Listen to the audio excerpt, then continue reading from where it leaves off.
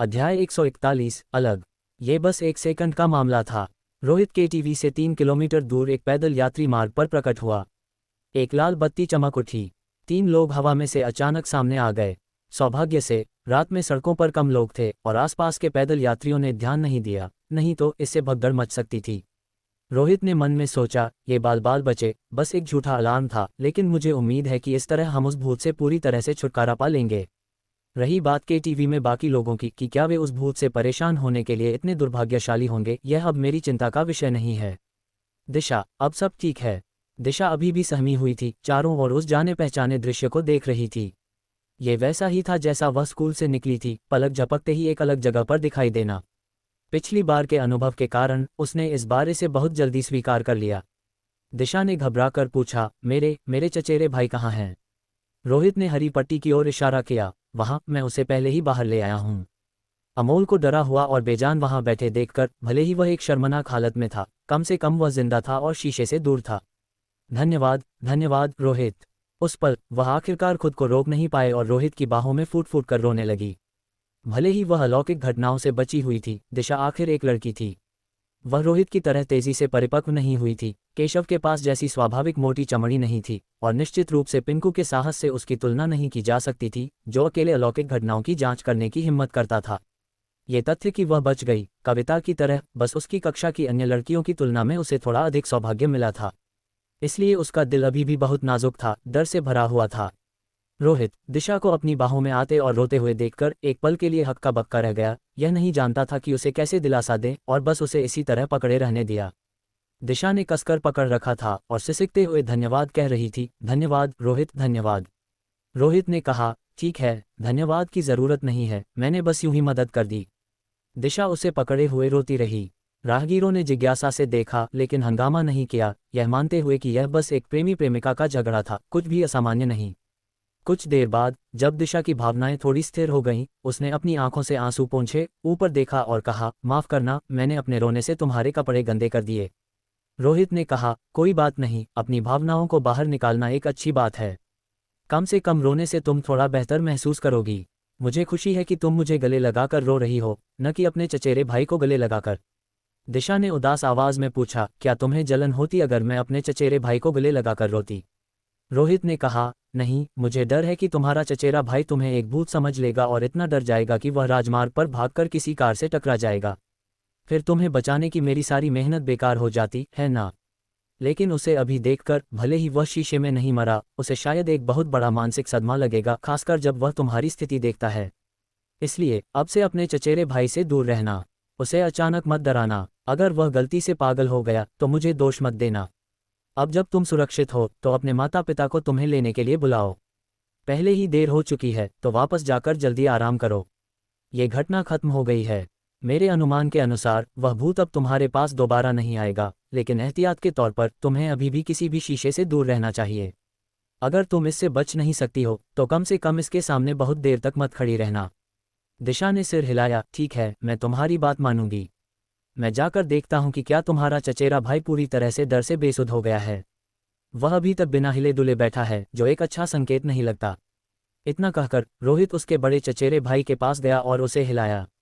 अमोल अचानक होश में आया, घबराकर रोहित का हाथ पकड़ा। कहाँ, वह भूत कहाँ गया? वह कहाँ है? कौन जानता है वह कहाँ गया? जब तक वह हमारे पास नहीं है तब तक काफी है। क्या तुम डर से बेसुध तो नहीं हो गए? रोहित ने उसके चेहरे पर थप्पड़ मारा और अपनी बीच की उंगली उठाई। यह क्या है? क्या तुम जानते हो? अमोल ने कहा, एक। लेकिन तुमने खास तौर पर बीच की उंगली क्यों उठाई? रोहित ने कहा, लगता है तुम बिल्कुल सामान्य हो, डर से बेसुध नहीं हुए। यह मेरे लिए राहत की बात है।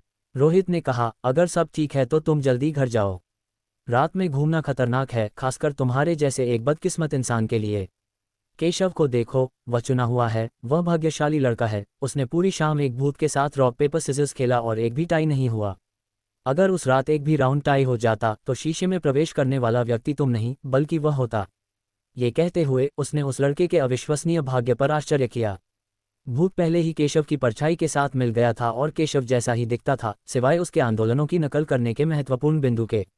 भूत को उसके कार्यों की नकल करने की कोशिश करनी चाहिए थी, लेकिन उसने कभी अनुमान नहीं लगाया होगा कि केशव एक शीशे के साथ रॉक पेपर सिजर्स खेलेगा।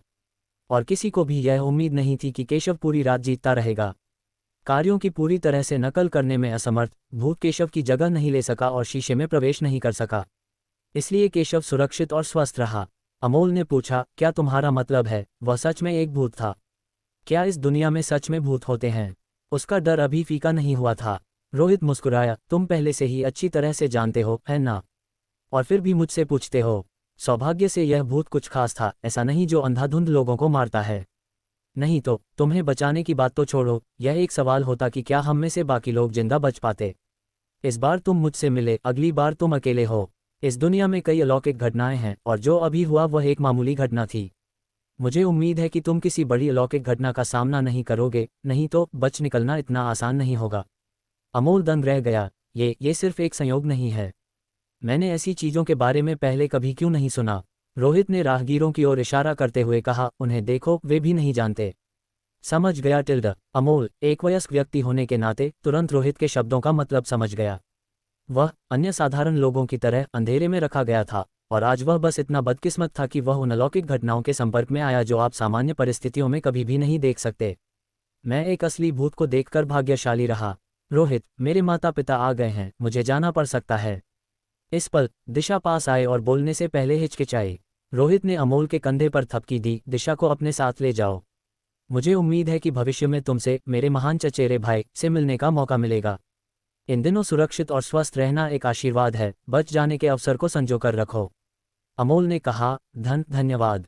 रोहित ने मुस्कुराते हुए कहा, कोई ज़रूरत नहीं, बस अगली बार कोई परेशानी हो तो मेरे पास मत आना। उसने उसे पहले ही चेतावनी दे दी। अमोल ने सिर हिलाया, मैं समझ गया, मैंने इस बार तुम्हें परेशान किया। इस समय सड़क के किनारे एक कार रुक गई थी और एक अधेड़ उम्र का आदमी उसके पास खड़ा होकर पुकार रहा था, दिशा। अमोल, क्या तुम नहीं जा रहे हो? दिशा ने रोहित से कहा, मेरे पिताजी मुझे बुला रहे हैं। रोहित ने कहा, तो तुम किसका इंतजार कर रही हो? वापस जाओ। दिशा ने कहा, मैं कुछ दिनों में दाचांग शहर छोड़कर जा रही हूँ।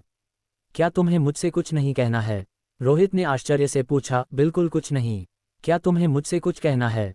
दिशा एक पल के लिए बेचैन हुई, उसका चेहरा अचानक लाल हो गया जब उसने कहा, आज जो कुछ हुआ उसके लिए बहुत बहुत धन्यवाद। रोहित ने कहा, फिर से धन्यवाद क्यों कह रही हो? मुझे अपनी बात पूरी करने दो।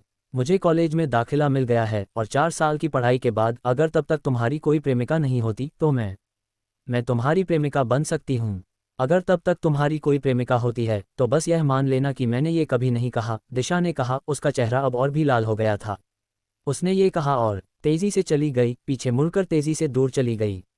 रोहित ने अपने सिर को छुआ, अपनी भौहें सिकोड़ ली। दिशा का क्या मतलब था? एक मिनट रुको। हे भगवान, दिशा की नज़र में क्या मैं सच में इतना दयनीय व्यक्ति हूँ कि मैं 4 साल में एक प्रेमिका नहीं ढूंढ पाऊंगा और जो पास में है उसी से काम चलाना पड़ेगा? 30 साल में भाग्य बदल सकता है। एक जवान आदमी को प्रेमिका न होने के लिए मजाक मत उड़ाओ। मुझे दिशा को साबित करना होगा कि मैं ये कर सकता हूँ। उसने खुद से एक वादा किया।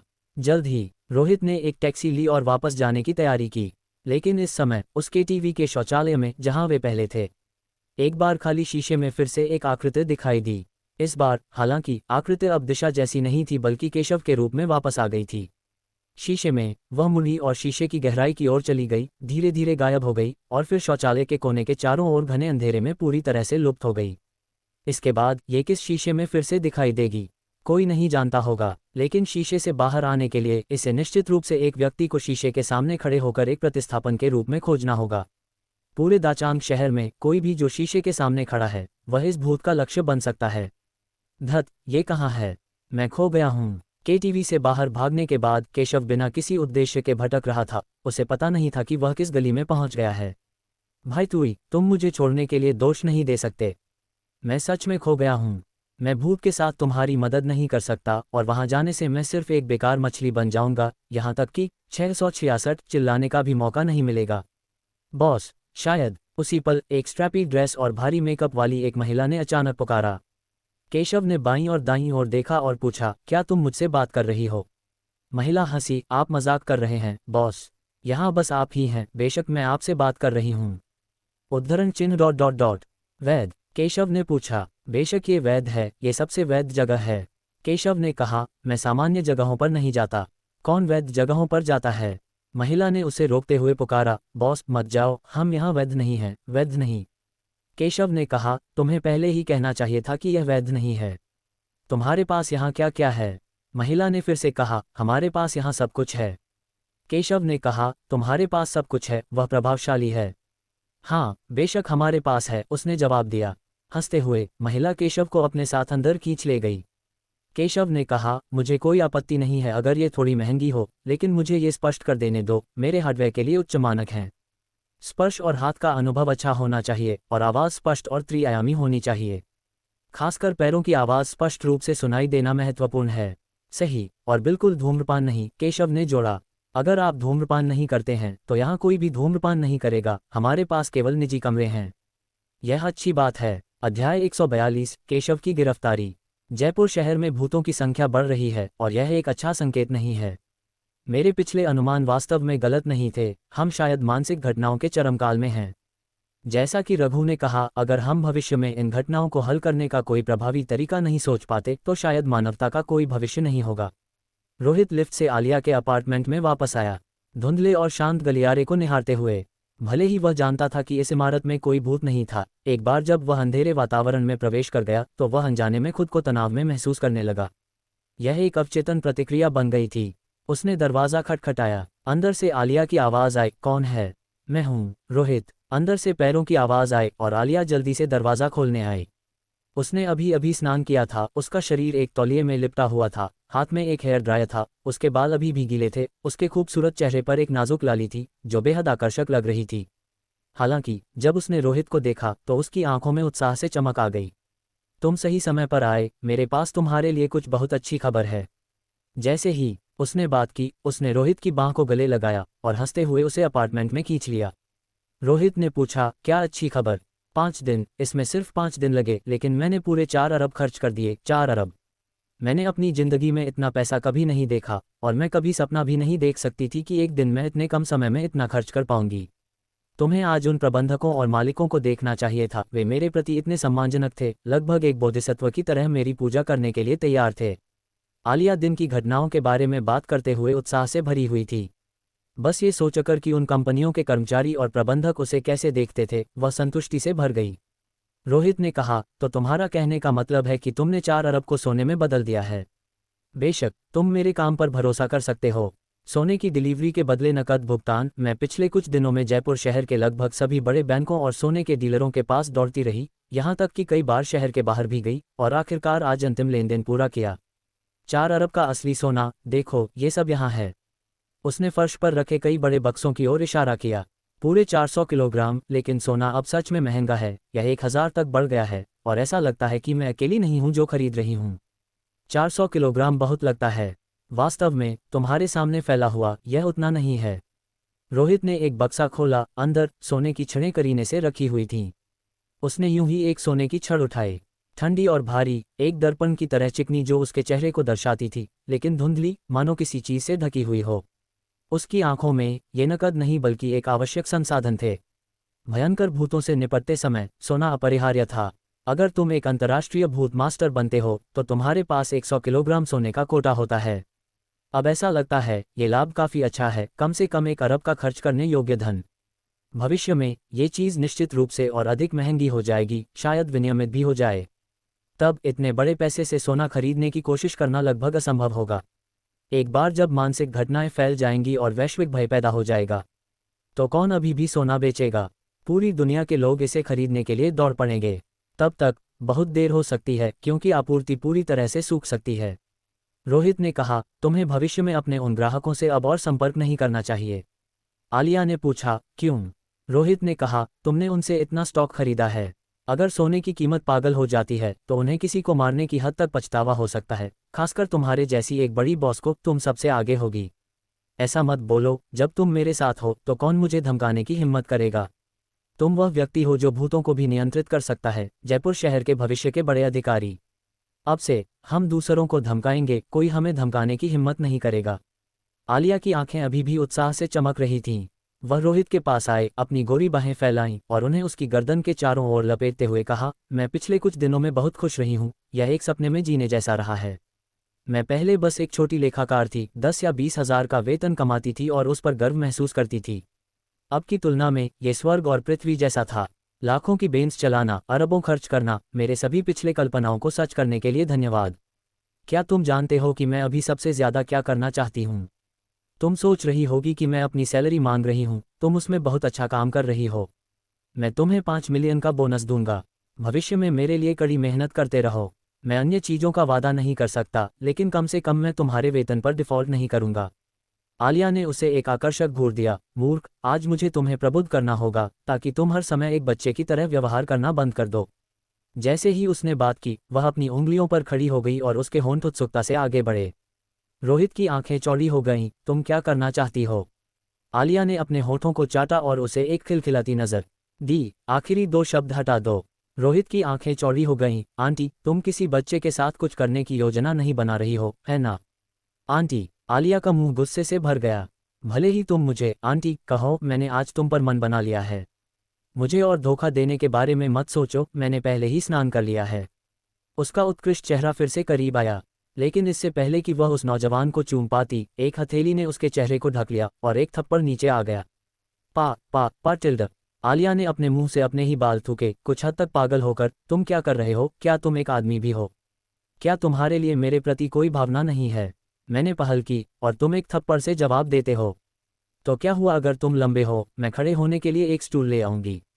माफ करना, लंबा होना एक बड़ी बात है और तुम एक महिला जो हमेशा गंदी चीजों के बारे में सोच रही हो, वर्तमान स्थिति पर भी विचार नहीं कर रही हो। रोहित ने उसके पीछे इशारा किया। उस पल आलिया की आंखें सनकरी हो गईं। ये जाने बिना कब रोहित के पीछे एक काली छाया उठ गई थी, एक व्यक्ति की तरह सीधी खड़ी थी, एक ठंडी आभा उत्सर्जित कर रही थी और इस व्यक्ति की गर्दन पर कोई सिर नहीं था। आलिया कांप गई। ये एक भूत है। उसने इस भूत को पहचान लिया। शॉपिंग मॉल से सिर रहित भूत छाया। इसने मॉल में दर्जनों लोगों को मार डाला था, वहां लगभग सभी को ज़ोंबी में बदल दिया था। रोहित की आंखें सनकरी हो गईं। बेशक यह एक भूत है। सिर रहित भूत छाया कई धब्बों के साथ लाल चमक रही थी, धीरे धीरे जमीन में डूब गई, फिर से उसकी परछाई बन गई।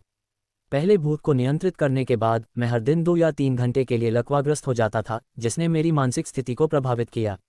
यहाँ तक कि मेरे सामने सबसे खूबसूरत महिलाएं भी सिर्फ चलती लाशें थीं। उन्हें मारने से कोई मनोवैज्ञानिक बोझ नहीं होता था। रोहित ने उसकी नाजुक गर्दन को छुआ, उसकी आंखें लाल चमक रही थीं। 2 भूतों को नियंत्रित करने के बाद मेरा लकवा ठीक हो गया, मेरी मानसिक स्थिति आंशिक रूप से ठीक हो गई और मेरा शरीर धीरे धीरे एक सामान्य व्यक्ति की तरह हो गया। लेकिन हर दिन मुझे दूसरे भूत को दबाने के लिए अपने ध्यान का एक हिस्सा समर्पित करना पड़ता है।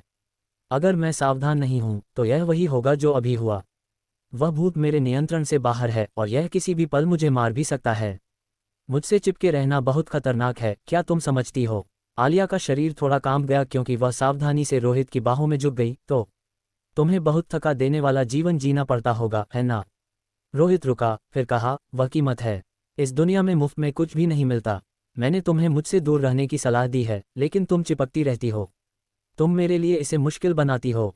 आलिया ने कुछ हद तक नाराज होकर जवाब दिया, मैं क्या कर सकती हूँ? मैं आज खुश हूँ और खुद को नियंत्रित नहीं कर सकती। इसके अलावा मुझे पता है कि तुम मुझे चोट नहीं पहुंचाओगे और मैं तुम्हें छोड़ना नहीं चाहती। आजकल नौकरियां ढूंढना मुश्किल है, कौन सा बॉस तुम्हारे जितना उदार है? रोहित ने पूछा, तो तुम क्या चाहती हो, पैसा या अपनी जान? बेशक, मेरी जान। सही है, आलिया ने फिर से कहा, लेकिन एक गरीब जीवन अच्छा नहीं है। भले ही मेरे पास ये हो, मैं वह जीवन नहीं जी सकती जो मैं चाहती हूँ। मैं मर जाना ही पसंद करूंगी। उद्धरण चिन्ह डॉट डॉट डॉट उद्धरण चिन्ह। जो तुम्हें ठीक लगे। अगर तुम मेरे लिए काम करना जारी रखना चाहती हो तो मैं मना नहीं करूंगा। मुझे कुछ काम करने के लिए किसी की ज़रूरत है। इन अगले कुछ दिनों में अपनी चीज़ें ठीक कर लो, रोहित ने कहा। आलिया ने अपना सिर उठाया। क्या हुआ? रोहित ने कहा, चल रहे हैं। जयपुर शहर तेजी से खतरनाक होता जा रहा है। मैं आज बाहर गया तो भाग्यशाली रहा, मुझे एक भूत छाया मिली। मुझे लगता है कि शहर में और भी भूत हैं। जितने ज़्यादा लोग होते हैं, अलौकिक घटनाओं को ट्रिगर करने की संभावना उतनी ही ज़्यादा होती है। मैं उपनगरों में एक घर खरीदने की योजना बना रहा हूँ। मेरी माँ भी शहर से बाहर से वापस आ रही हैं, शायद कुछ दिनों में। ओह, और मुझे एक और कार की ज़रूरत है। मैं तुम्हें बाद में 10 मिलियन हस्तांतरित करूंगा। 5 मिलियन का उपयोग 2 कारें खरीदने के लिए करना। एक पिकअप होनी चाहिए, सस्ती भी ठीक है। मुझे चिंता है कि मुझे ताबूत या कुछ और ले जाने की ज़रूरत हो सकती है। दूसरी कार को कुछ खास होने की ज़रूरत नहीं है, बस तेज हो। स्पोर्ट्स कार मत खरीदना, मैं उनमें सहज नहीं हूँ, वे बहुत नीची हैं और दृश्यता खराब है। मैं अपने सहपाठी के पिता के निर्माण स्थल पर जांच करने के लिए एक कॉल करूंगा। ये कहते हुए रोहित ने अपना फ़ोन उठाया और केशव का नंबर डायल किया। चिंता मत करो, पैसे खर्च करना वह है जो मैं सबसे अच्छा करती हूँ। आलिया फिर से उत्साहित हो गई और रोहित के डायल करने का फ़ायदा उठाते हुए उसने अपनी उंगलियों पर खड़ी हो गई और उसे चूमा। तुम क्या कर रही हो? रोहित ने अपनी आंखें चौड़ी की और उसे देखा। आलिया के गाल लाल हो गए जब उसने कहा, मैंने कुछ नहीं किया, बस तुम्हें एक चुंबन दिया। यह अन्य देशों में एक पूरी तरह से सामान्य अभिवादन है। रोहित ने पूछा, इसमें क्या सामान्य है? तुमने अपनी जीभ भी डाली। क्या विदेशों में ऐसा ही होता है? आलिया ने शर्मिंदगी से अपना सिर घुमा लिया। नहीं। रोहित चिल्लाया, तुम्हें वास्तव में इसे इनकार करने की हिम्मत है? तुमने न केवल अपनी जीभ डाली बल्कि तुमने मेरे मुंह में थूका भी। क्या तुम सोचती हो कि मुझे पता नहीं चला? ये घिनौना है, मुझे अपने दांत ब्रश करने होंगे। ये कहने के बाद उसने 2 बार थूका और अपने मुंह को पोंछा। तुम इतने अमीर होकर भी अकेले हो, यही तुम्हारे लायक है। आलिया क्रोधित, उसकी छाती हिल रही थी, उसने अपने होंठ काट लिए और अपना सिर घुमाकर चली गई। मैं अब तुम्हारे साथ नहीं खेल रही हूँ, मैं एक बिस्तर छीनकर सोने जा रही हूँ। फोन से केशव की आवाज़ आए, रोहित तुम्हारे अंत में चीज़ें कैसी हैं? क्या तुमने इसे सुलझा लिया है? क्या बड़ा चचेरा भाई मर गया है? अगर वह मर गया है तो मैं दिशा को एक शोक लिफाफा दूंगा। तुम्हें क्या लगता है कि कितना उचित है? क्या 400 बहुत कम है? क्या 40,000? अगर यह बहुत कम है तो क्या यह एक अमीर दूसरे पीढ़ी के रूप में मेरी छवि को कम नहीं करेगा? तुम बहुत चिंतित रहे हो, वे नहीं मरे। मैं उन्हें अपने साथ ले गया। मैं तुमसे कुछ पूछना चाहता था। इससे पहले कि वह अपनी बात पूरी कर पाता, केशव अचानक बोल उठा, धत, यहाँ से दफा हो जाओ, अपनी माँ के पास जाओ, मैं तुम्हें लात मारकर मार दूंगा। रोहित ने कहा, वहाँ क्या हो रहा है? तुम फिर से किसी के साथ लड़ नहीं रहे हो, है ना? अगर ऐसा है तो जल्दी से एक वीडियो कॉल शुरू करो, मैं देखना चाहता हूँ कि तुम कैसे पिटते हो। केशव ने कटाक्ष किया, मैं हमेशा मारता हूँ, कोई मुझे नहीं मार सकता। अभी अभी एक बूढ़ी औरत अंदर आए और कपड़े उतारने लगी, फिर मेरी पैंट उतारने की कोशिश की। वह शायद मुझे लूटने के लिए यहाँ थी, ये देखते हुए कि मेरी जेब में बहुत सारी मूल्यवान चीज़ें हैं। लेकिन अब सब ठीक है, मैंने उसे लात मारकर उड़ा दिया। यार, वह अच्छा लगा। मैं तुम्हें बाद में एक फ़ोटो भेजूंगा। लेकिन आजकल महिलाओं को क्या हो गया है?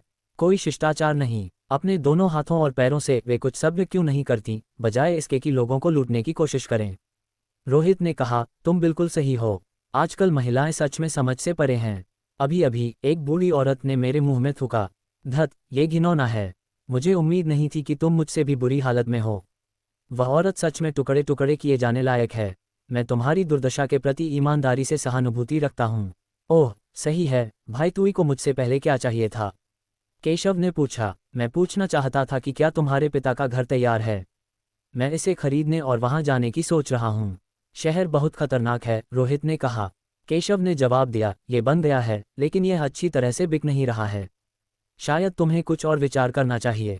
क्या हुआ? कई मजदूर गायब हो गए हैं। मुझे लगता है कि यह ज्यादातर भूत संबंधी है। इतने बड़े निर्माण स्थल के साथ 100 से ज्यादा इमारतें, और किसने जानता है कि कौन सी कब्रें खोदी गईं या तालाब भरे गए। अगर 1 या 2 भूत दिखाई देते हैं तो मुझे आश्चर्य नहीं होगा, केशव ने कहा। लेकिन तुम, भाई तुई, निश्चित रूप से डरते नहीं हो। क्या तुम्हारे पास कल समय है? मैं तुम्हें एक नज़र दिखाने के लिए ले जा सकता हूँ।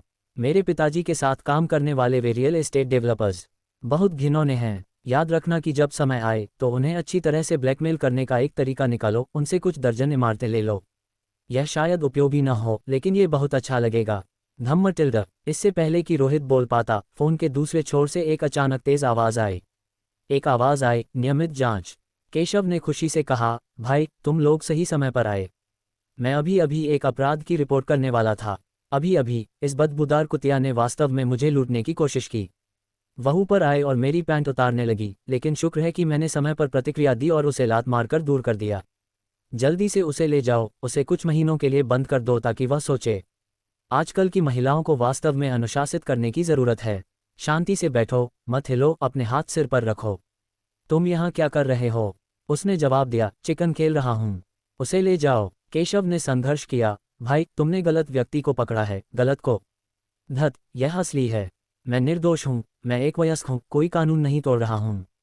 एक और आवाज ने कहा, इन सभी वर्षों में तुम पहले हो जो इतने धर्मी लग रहे हो। उसे ले जाओ। भाई तुई, मुझे बचाओ, भाई तुई, मुझे बचाओ। Beep beep. रोहित ने फोन पर व्यस्त टोन सुनते ही अपनी भौहें सिकोड़ ली। केशव अब किस तरह की मुसीबत में पड़ रहा था, इस तरह गिरफ्तार हो रहा था। भूल जाओ, मैं कल कप्तान अभिजीत से पूछूंगा। वैसे भी उसे ले जाया गया है, इसलिए कुछ बुरा नहीं होगा। ऐसा नहीं है कि वह किसी भूत से मिला है। उसे स्थिति के बारे में बिल्कुल भी चिंता नहीं थी। जैसे ही वह सोने वाला था, उसने देखा कि आलिया पहले ही अपनी जगह ले चुकी थी, जानबूझकर अपनी बाहें और पैर फैलाकर उसके लिए कोई जगह नहीं छोड़ रही थी, मुश्किल से उसके बगल में लेटने के लिए जगह छोड़ रही थी। वह जगह थी जहां वह अक्सर सोती थी। आलिया ने अपनी आंखें खोलीं, खुद से काफ़ी खुश लग रही थी। अगर तुम मेरे बगल में नहीं सोना चाहते तो फर्श पर एक बिस्तर बना लो। रोहित ने कहा, मैं तुम्हारा बॉस हूं और तुम मेरे साथ ऐसा व्यवहार करती हो। आलिया ने कहा, मैं तुम्हारी एकमात्र कर्मचारी हूं और एक महिला भी। क्या तुम्हें मेरा अतिरिक्त ख्याल नहीं रखना चाहिए? मैं लगभग भूल ही गया था कि तुम एक महिला हो। रोहित पास गया और बिस्तर की चादर वापस पलट दी। आलिया ने स्वाभाविक रूप से अपनी छाती को ढका, घबराने लगी। तुम क्या करने की सोच रहे हो? रोहित उसके ऊपर झुक गया, आखिरी 2 शब्द हटा दो। आलिया के गाल तुरंत लाल हो गए। क्या तुमने अपना मन बदल लिया? रोहित ने उसके मुलायम गाल को छूते हुए कहा, क्या होगा अगर गलती से तुम गर्भवती हो जाओ? क्या हमें कुछ सुरक्षा का उपयोग नहीं करना चाहिए? वह बोली और उसकी छाती को धक्का दिया। उसका चेहरा लाल हो रहा था। तो तुम जाओ और इसे खरीदो। रोहित ने कहा, मैं एक आदमी हूं, मुझे उसकी परवाह क्यों करनी चाहिए? हमें वैसे भी जल्दी या बाद में बच्चे पैदा करने होंगे। आलिया ने एक पल के लिए सोचा, फिर उसका चेहरा लाल हो गया क्योंकि वह जल्दी से बिस्तर से उठ गई। मेरा इंतजार करो, मैं अभी वापस आती हूँ। धम्म टिल्डा। उसके पीछे दरवाज़ा जल्दी से बंद हो गया। उसकी जल्दबाजी में कदमों की आवाज़ सीढ़ी में गूंज उठी। रोहित ने एक संतुष्ट मुस्कान के साथ कहा, हे महिलाएं मुझसे प्रतिस्पर्धा करने की कोशिश कर रही हैं। मेरी बुद्धि तुम्हें 10 गलियों से नीचे गिरा सकती है, इससे पहले कि वह बिस्तर पर लेट जाता। सोने का समय। अध्याय 143। रक्त का पुनरुद्धार। टप टप टिल्ड। शांत रात खामोश थी, लेकिन किसी समय एक स्पष्ट टपकने की आवाज़ गूंजने लगी। आवाज़ बाथरूम से नहीं आ रही थी, बल्कि अपार्टमेंट की छत से निकल रही थी। टप टिल्ड। एक और बूंद की आवाज़ आई। आवाज़ रोहित के बिस्तर के सिर के पास शुरू हुई, जहां वह सो रहा था। हवा में खून की एक तीखी गंध भरी हुई थी। जो छत से टपक रहा था वह पानी नहीं बल्कि चमकीला लाल खून था। खून छत की दरारों से रिस रहा था, हर जगह घुसपैठ कर रहा था और मात्रा धीरे धीरे बढ़ रही थी। जल्द ही पूरी छत खून से लथपथ हो गई। एक लाल विस्तार। छत पर खून के भीतर एक खुले मुंह वाले व्यक्ति की रूपरेखा दिखाई दे रही थी। धुंधली विशेषताएं पीड़ा में ऐंठी हुई थीं, संघर्ष कर रही थीं, जैसे कि यह एक दुष्ट भूत हो जिसे यातना दी जा रही हो और वह विलाप कर रहा हो, चिल्ला रहा हो। लेकिन ये सब भयानक रूप से शांत था, जिसमें एक भी आवाज़ नहीं निकल रही थी। उस पल रोहित ने अचानक अपनी आंखें खोलीं। वह पूरी तरह से सोया नहीं था, बल्कि अर्धचेतना की स्थिति में था, अपने आसपास के परिवर्तनों के प्रति अतिरिक्त संवेदनशील था। एक भ्रम। अपनी आंखें खोलने पर उसने कमरे में कुछ भी असामान्य नहीं देखा। छत पर कोई बूंदें नहीं थीं, चमकीले लाल खून की तो बात ही छोड़ो। जो घटनाएं घटित हुई थीं वे एक भ्रम जैसी लग रही थीं, जैसे कि वे कभी अस्तित्व में थीं ही नहीं। नहीं, यह एक भ्रम नहीं है। रोहित ने अचानक अपने बगल में तकिए पर चमकीले लाल खून की एक बूंद देखी, जो उसके तकिए को लाल कर रही थी। खून गाढ़ा और मोटा था। इसमें एक विशिष्ट बदबू थी, मानो ये पहले ही सड़ रहा हो। एक पल सोचने के बाद रोहित की अभिव्यक्ति थोड़ी बदल गई और वह तुरंत उठ गया, बिस्तर से बाहर निकला, कपड़े पहने और अपार्टमेंट से बाहर निकल गया। जैसे ही वह बाहर आया, गलियारा जमे हुए खून से बने लाल पदचिह्नों से चिन्हित था, जैसे कि कोई पहले वहां रहा हो, और अपार्टमेंट के दरवाजे पर खूनी पदचिह्न विशेष रूप से अव्यवस्थित और घने थे। वह व्यक्ति पहले दरवाजे पर रुका होगा। रोहित ने तुरंत खूनी पदचिह्नों का पीछा किया। वह सीढ़ियों से नीचे गया और अपार्टमेंट की इमारत से बाहर निकला। अंतिम पदचिह्न आवासीय क्षेत्र के भीतर एक हरी पट्टी के बगल में एक बेंच पर ले गए, वहीं रुक गए। मंद प्रकाश में एक व्यक्ति की सिलोएट बैठी हुई लग रही थी, जो रोहित के आने का इंतजार कर रही थी। रोहित ने संकोच करते हुए पुकारा, रोनी। ये खून किसी साधारण भूत द्वारा नहीं छोड़ा गया था, बल्कि रोनी के शरीर से निकले भूतरक्त द्वारा। वह इस बारे में जानता था, इसलिए वह घबराया नहीं था। रोहित, शायद ये हमारी आखिरी मुलाकात होगी। मेरे पास ज़्यादा समय नहीं बचा है और मैं तुम्हें अलविदा कहना चाहता था और तुमसे आखिरी बार बात करना चाहता था। रोनी एक ट्रेंच कोट में लिपटा हुआ था, एक टोपी पहने हुए था, जिससे उसका चेहरा स्पष्ट रूप से देखना असंभव था। लेकिन उस पर खून एक खुले नल से पानी की तरह लगातार बह रहा था, उसके चारों ओर की जमीन को दाग रहा था, फैलने में असमर्थ था। तुम्हें देखे हुए काफ़ी समय हो गया है और तुम्हारी स्थिति गंभीर लग रही है। रोहित ने सावधानी से पास आते हुए अपनी आंखें थोड़ी संकरी की। रोनी ने कहा, तुम मेरे ज़्यादा करीब ना आओ तो बेहतर है। मेरे अंदर का भूत फिर से जीवित हो गया है और मुझे नहीं पता कि मेरी चेतना कब तक रहेगी। मेरे पास आना तुम्हारे लिए खतरनाक है।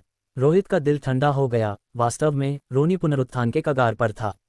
पास की स्ट्रीट लाइट के माध्यम से वह शायद ही देख सकता था कि रोनी का चेहरा अब अस्तित्व में नहीं था, केवल खून का एक ढेर उसकी आकृति को दर्शा रहा था। उसे अब इंसान नहीं माना जा सकता था। रोहित ने पूछा, तुम मुझे क्या बताना चाहते हो? रोनी ने कहा, अब किंग एंटरटेनमेंट क्लब के लोग तुम्हें निशाना बना रहे हैं। हुआनगैंग गांव की घटना ने उन्हें नाराज कर दिया है और वे तुम्हें मारने की योजना बना रहे हैं क्योंकि तुम्हारा अस्तित्व कई लोगों को खतरे में डालता है। यदि संभव हो तो तुम्हारे लिए जयपुर शहर छोड़कर कहीं और रहना सबसे अच्छा है। अब किंग एंटरटेनमेंट क्लब, हाँ, अगर वे मुझसे निपटना चाहते हैं तो उन्हें आने दो। जयपुर शहर छोड़ना कोई विकल्प नहीं है। अगर मैं यहाँ से दूसरे शहर चला जाता हूँ और फिर उस शहर में कोई मुझे छोड़ने की धमकी देता है तो मैं कहाँ जा सकता हूँ? रोहित के होंठ एक ठंडी मुस्कान में मुड़ गए। अगर वे सच में मुझसे निपटना चाहते हैं तो मैं बस अब किंग एंटरटेनमेंट क्लब के लोगों को खत्म कर दूंगा। मैं पहले से ही इस स्थिति में हूँ और क्या डरना है। एक और बात है, वह बक्सा जो तुमने मुझे दिया था उसे अब किंग एंटरटेनमेंट क्लब के लोगों ने चुरा लिया। रोनी ने कहा, मुझे माफ़ करना, मुझ पर तुम्हारा एक कर्ज है जिसे मैं शायद कभी चुका नहीं पाऊंगा। रोहित ने कहा, क्या ऐसा है? कोई चिंता नहीं, मैं इसे संभाल लूंगा। उसने यह उल्लेख नहीं किया कि वह बक्सा एक नकली था जिसे उसने खुद बदल दिया था। रोनी ने जोड़ा, मेरी तुमसे एक आखिरी विनती है। रोहित ने कहा, बताओ। अगर यह बहुत मुश्किल है तो मैं शायद मदद नहीं कर पाऊंगा। रोनी ने कहा, मुझे नहीं लगता कि जयपुर शहर में अपनी पत्नी और बच्चों को छोड़ना एक अच्छा विकल्प है। मैं चाहता हूं कि तुम मेरी तरफ से उनसे कहो कि वे अपने गृहनगर वापस चले जाएं। रोहित ने जवाब दिया, तुम उन्हें खुद बता सकते हो। एक फ़ोन कॉल या कुछ और तुम्हारी क्षमताओं के भीतर होना चाहिए, है ना? रोनी ने कहा, अब किंग एंटरटेनमेंट क्लब के लोगों ने मुझे निशाना बनाया है। मैंने कई दिनों से अपने परिवार से संपर्क नहीं किया है। तुम्हारे अलावा कोई भी मेरे परिवार का पता नहीं जानता। मैं इसे उजागर नहीं करना चाहता, खासकर अब जब मैं मरने वाला हूँ। उसके लहजे में एक गहरा सहायता और अनिच्छा थी। ठीक है, मैं व्यक्तिगत रूप से तुम्हारे परिवार को सूचित करूंगा। रोनी ने कहा, धन्यवाद। समय लगभग हो गया है, मुझे जाना होगा। तुम कहाँ जा रहे हो? रोनी ने जवाब दिया, मैं मरने के लिए एक सुनसान जगह ढूंढूंगा। मैं जयपुर शहर के भीतर पुनर्जीवित नहीं हो सकता। अगर वह दुष्ट भूत यहाँ प्रकट होता है तो तुम उसे संभाल नहीं पाओगे। बोलने के बाद वह खड़ा हो गया और फिर पास खड़ी एक स्पोर्ट्स कार में बैठ गया। कार चालू हो गई। बिना किसी हिचकिचाहट के उसने एक्सीलरेटर को दबा दिया। स्पोर्ट्स कार जल्दी से 100 मील प्रति घंटे से ज्यादा की रफ्तार से दौड़ने लगी और भी तेजी से, और आखिरकार एक चौराहे में शीर्ष गति से गायब हो गई जो उत्तर की ओर जाती हुई लग रही थी। उसका इरादा शहर को उत्तरी तरफ से छोड़कर राजमार्ग पर जाने और शहरी क्षेत्र से दूर जाने का था। एक और भूत नियंत्रक मर गया। रोहित ने रोनी को दूर जाते हुए देखते हुए बुदबुदाया। उसकी नज़र थोड़ी बदल गई और उसने भावनाओं का एक जटिल मिश्रण महसूस किया। वह इस बार अलविदा कहने आया था। रोनी की हालत स्पष्ट रूप से इतनी गंभीर थी कि वह अब दुष्ट भूत को दबा नहीं सकता था और भूत की शक्ति का उपयोग किए बिना भी भूत खुद ही उभरने वाला था। रोहित ने मन में सोचा, अगर तुम शुरू में मेरे साथ हुआनगैंग गांव आए होते तो शायद तुम इस तरह खत्म नहीं होते। लेकिन फिर उसने थोड़ा सिर हिलाया। शायद वह हुआनगैंग गांव में और भी तेजी से मर गया होता, क्योंकि उस समूह में से केवल हरीशपाल और वह खुद ही बचे थे। कार के इंजन की दहाड़ हवा में भर गई। सुबह सुबह सड़कें बहुत कम आबादी वाली थीं।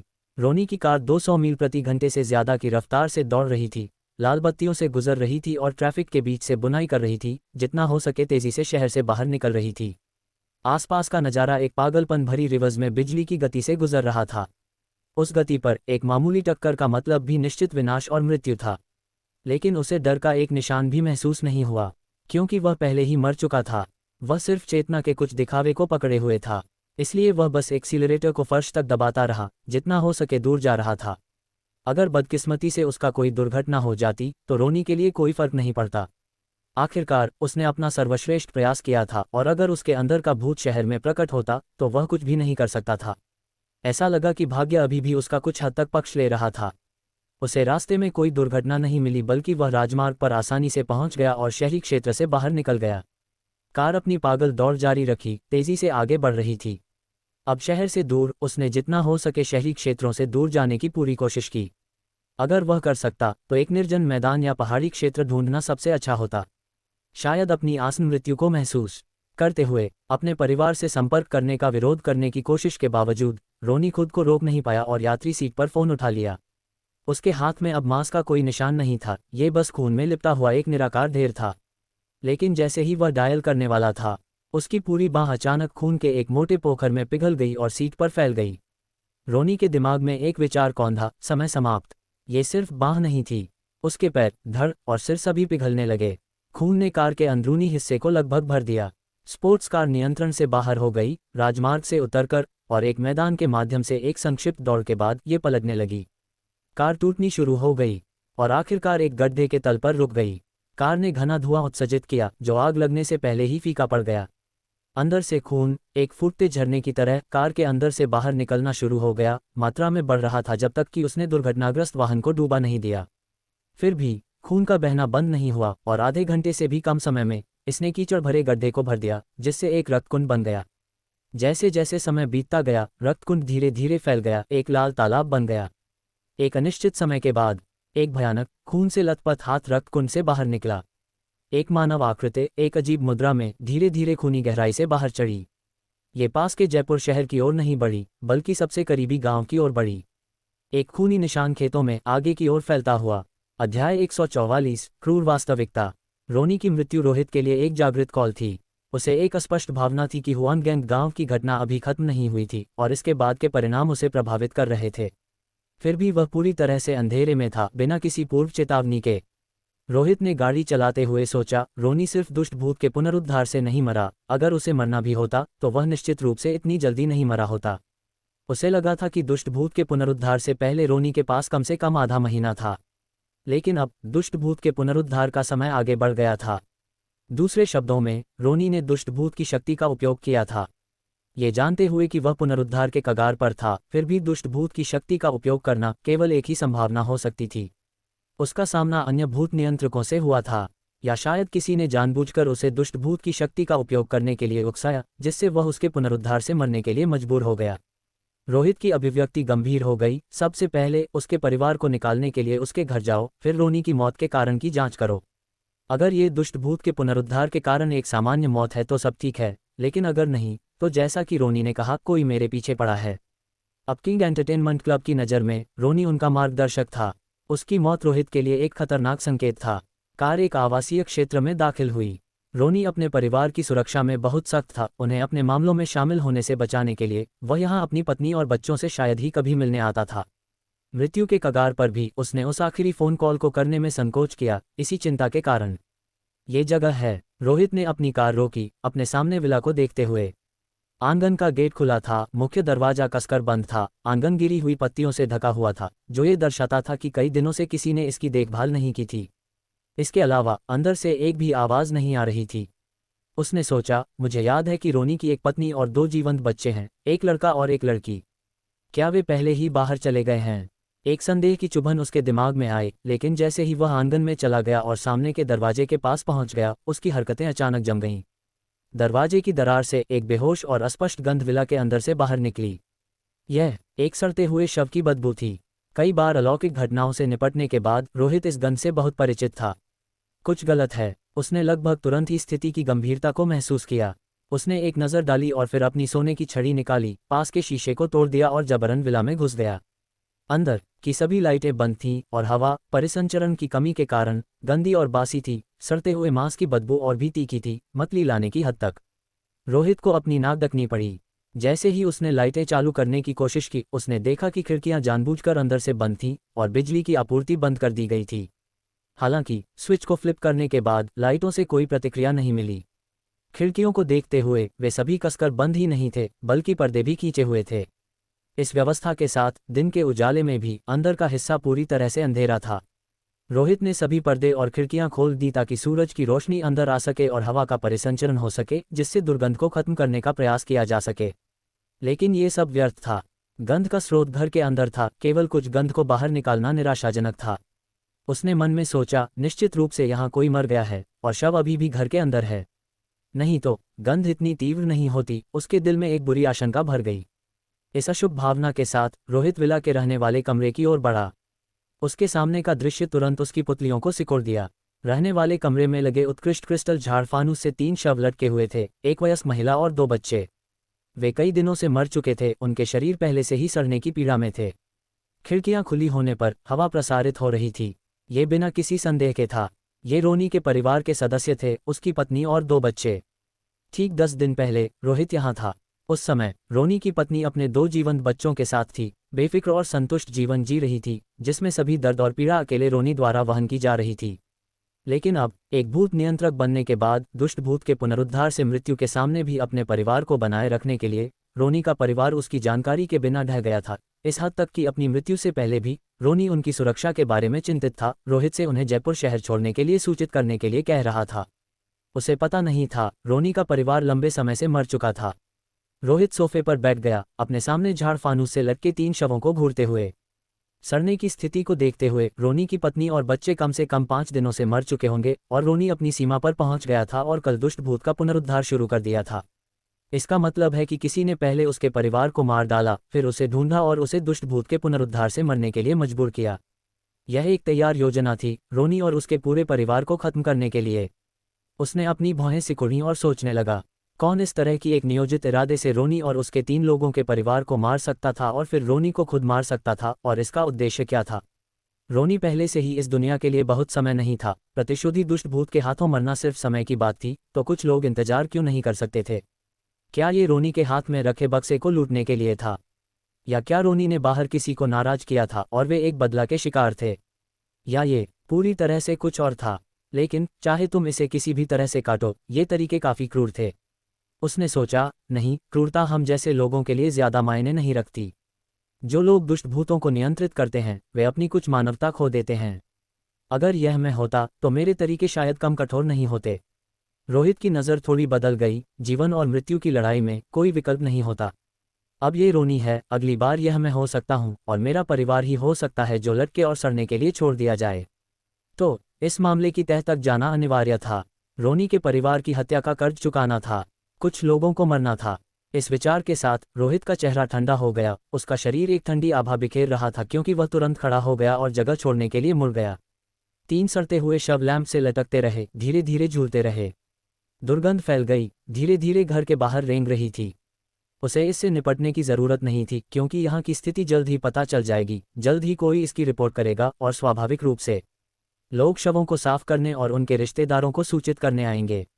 उसने फैसला किया, रोनी के परिवार की मौत अब किंग एंटरटेनमेंट क्लब से संबंधित होनी चाहिए। उसने मुझे पहले ही क्लब के लोगों से सावधान रहने की चेतावनी दी थी, ये कहते हुए कि क्लब में कोई था जो मुझे मारना चाहता था। ये दोनों चीज़ें संबंधित होनी चाहिए, इसलिए मैं चीज़ों को स्पष्ट करने के लिए सबसे पहले अब किंग एंटरटेनमेंट क्लब जाऊंगा। जगह छोड़ने के बाद रोहित तुरंत क्लब के स्थान पर चला गया। ये सिर्फ रोनी और उसके परिवार का बदला लेने के बारे में नहीं था, यह उसकी अपनी भविष्य की सुरक्षा के लिए भी था। कुछ भी नहीं करना का मतलब हो सकता है कि जब संकट आए तो बहुत देर हो चुकी हो। हत्यारे का तरीका स्पष्ट था, पूरे परिवार की हत्या बिना किसी जीवित रहने का मौका दिए, बेरहम। ऐसी चीज़ें दोबारा नहीं होनी चाहिए। रोहित कभी भी ऐसी घटना को खुद के साथ नहीं होने देगा।